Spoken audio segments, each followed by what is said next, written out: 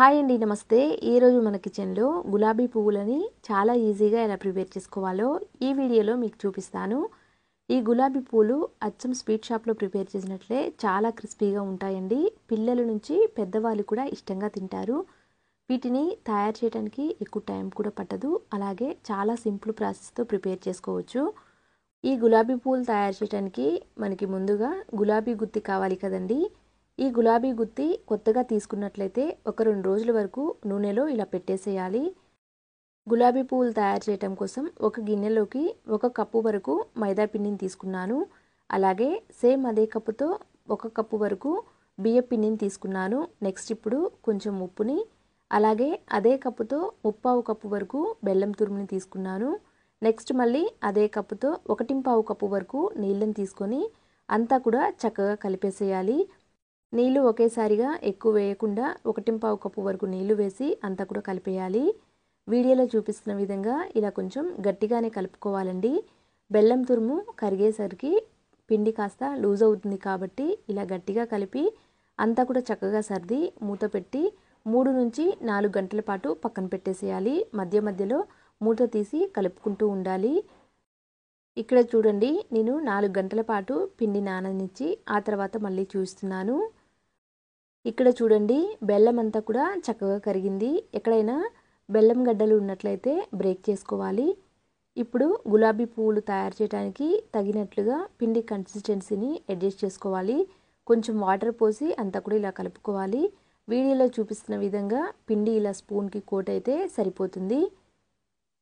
ఇలా ప్రిపేర్ చేసిన పిండిని అంతా కూడా ఒకే గిన్నెలో పెట్టకుండా కొంచెం ఒక మూతలోకి తీసుకుంటున్నాను. ఇలా మూతలోకి తీసుకుంటే గులాబీ పువ్వులు నూనెలో వేయడానికి చాలా ఈజీ అవుతుందండి. ఇక్కడ నేను మూతకి సరిపడినంత పిండిని తీసుకొని పక్కన పెట్టేస్తున్నాను. ఈలోపు నూనె కూడా స్టవ్ మీద పెడితే నూనె కూడా బాగా వేడై ఉంటుందండి. నూనె వేడైన తర్వాత ఇప్పుడు గులాబీ పువ్వులు వేసేయాలి. నూనెతో పాటు గులాబీ గుత్తిని కూడా నూనెలో ఉంచి బాగా వేడి చేయాలి. వేడి చేసిన తర్వాత మాత్రమే ఇలా పిండిలోకి ముంచి నూనెలో వేసేయాలి. నూనెలోకి వేసి అరసెకండ్ పాటు కాలనిచ్చి ఆ తర్వాత 1-2 సార్లు కుదిపితే గులాబీ పువ్వు ఈజీగా నూనెలోకి వచ్చేస్తుంది. ఇక్కడ మనం తీసుకున్న గులాబీ గుత్తి కొత్తది కాబట్టి కాస్త గులాబీ పువ్వు అనేది గులాబీ గుత్తికి స్టిక్ అయినట్లు ఉంటుంది. అలాంటప్పుడు చాకుతో కాస్త లూజ్ చేసామంటే నూనెలోకి ఈజీగా ఊడిపోతుంది. ఇక్కడ చూడండి, 2 వైపులా కూడా కాస్త రంగు మారే వరకు డీప్ ఫ్రై చేయాలి. గులాబీ పువ్వులు ఎప్పుడు డీప్ ఫ్రై చేసినా కానీ లో టు మీడియం ఫ్లేమ్లో పెట్టి మాత్రమే డీప్ ఫ్రై చేయాలండి. అప్పుడే క్రిస్పీగా ఉంటాయి. ఇక్కడ చూడండి, వీడియోలో చూపిస్తున్న విధంగా ఇలా లైట్గా రంగు మారిన తర్వాత ఇప్పుడు నూనెలో నుంచి పక్కకు తీసేస్తున్నాను. గులాబీ పువ్వు డీప్ ఫ్రై చేసేటప్పుడు గులాబీ పువ్వుతో పాటు గులాబీ గుత్తిని కూడా నూనెలో పెట్టి వేడి చేయాలి. అప్పుడే గులాబీ గుత్తి నుంచి పువ్వు అనేది నూనెలోకి ఈజీగా వచ్చేస్తుంది.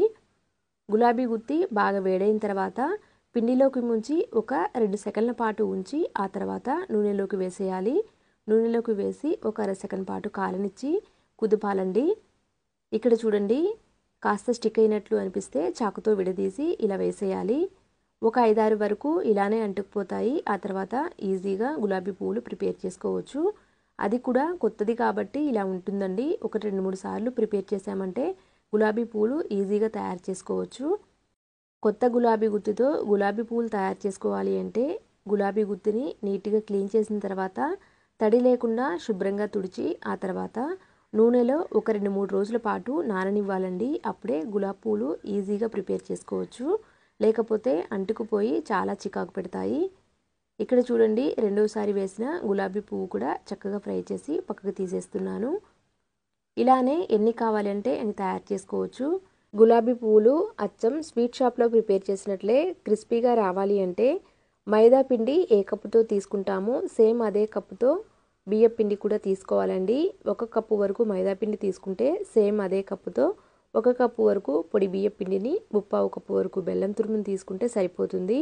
స్వీట్నెస్ కూడా చక్కగా సరిపోతుంది. అలాగే గులాబీ పువ్వులు ఎన్ని రోజులైనా కానీ మెత్తపడకుండా చాలా క్రిస్పీగా ఉంటాయి. ఇలా ప్రిపేర్ చేసిన గులాబీ పువ్వులు కనీసం 20 నుంచి 30 రోజుల పాటు స్టోర్ చేసుకుని హ్యాపీగా తినేయచ్చు. పిల్లలకైతే స్నాక్స్ బాక్స్లో పెట్టడానికి చాలా బాగా ఉపయోగపడతాయండి. ఇక్కడ చూడండి, 3వసారి వేసిన గులాబీ పువ్వు కూడా చక్కగా ఫ్రై చేసి పక్కకు తీసేస్తున్నాను.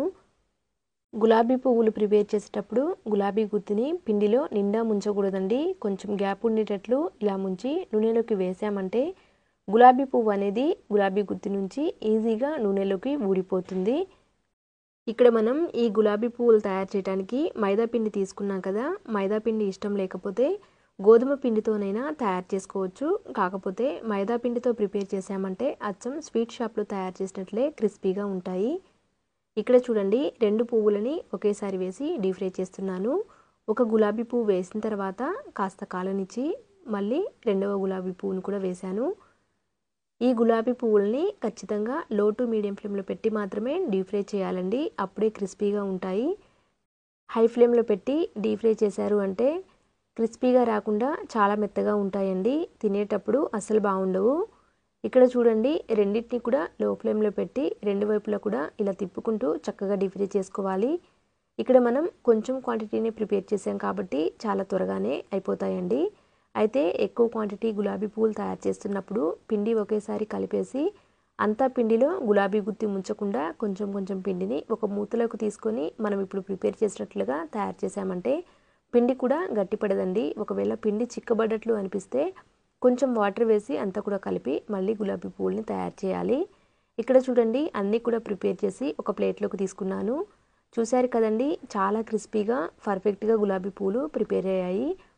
ఇలా ప్రిపేర్ చేసిన ఈ గులాబీ పువ్వులు చాలా క్రిస్పీగా ఉంటాయండి. కనీసం 20 నుంచి 30 రోజుల పాటు స్టోర్ చేసుకొని హ్యాపీగా తినేయచ్చు. అంతే అండి. Thank you for watching.